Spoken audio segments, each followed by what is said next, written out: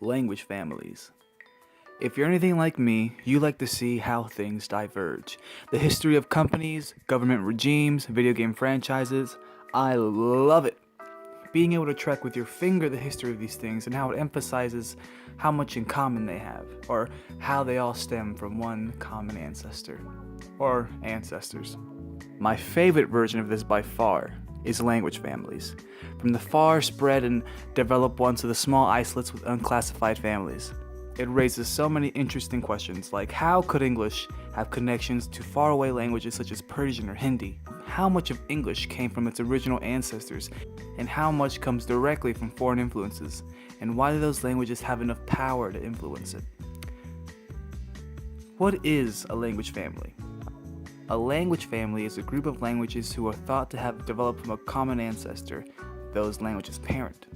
Languages in a family may have many similarities, including the way they sound, yo sais, elle sait, je sais, their grammar, vocabulary, and writing style. There can be subdivisions in a family where one language can branch off into others, and so on.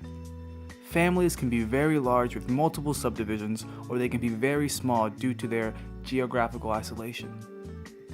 Let's begin with our family. Good ol' English, as well as Spanish, French, and Portuguese. These are part of the Indo-European branch. This family stretches as far as most of Europe, excluding Hungary, India, and Iran. Their common language, an extinct language with little record of its existence, what linguistic historians refer to as Proto-Indo-European. Its homeland is debated, but one theory says that it was spoken in the 3rd millennium BC in Southeast Europe. We can't speak of the first Indo-Europeans as a sole group. The term is more so used to refer to this theoretical linguistic ancestor to these languages. As a real culture, much is unknown or not clear.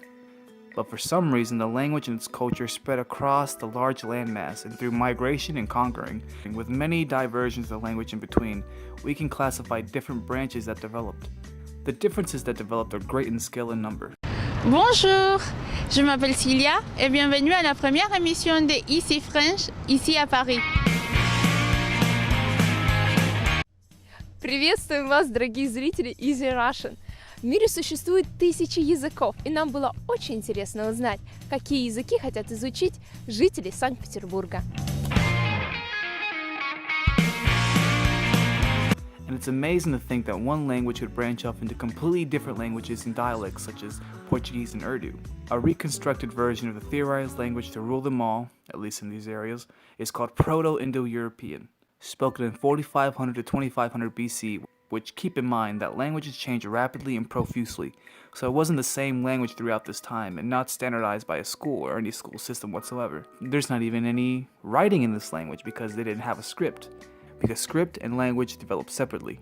Here is an example of one interpretation of the language spoken by University of Kentucky linguist Andrew Bird.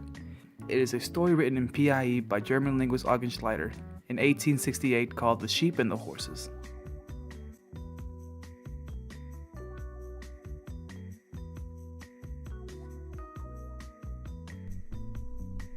Ovis quosque, ovis quisio vulnane est, equum spicet, oinum gurum uquam vecantem, oinum que megamborum, oinum que decumnum occuperantem, ovis nu equobos vequet, crid agnutoi moi, equams agontem, viram vedente, equos tu vequant, clud ovi, cred agnuto ins mei ventibios nerpotis oium riunam, sed ique mom vestram corneuti, oium que vulna nesti, tot cecluos ovis sacrum ge.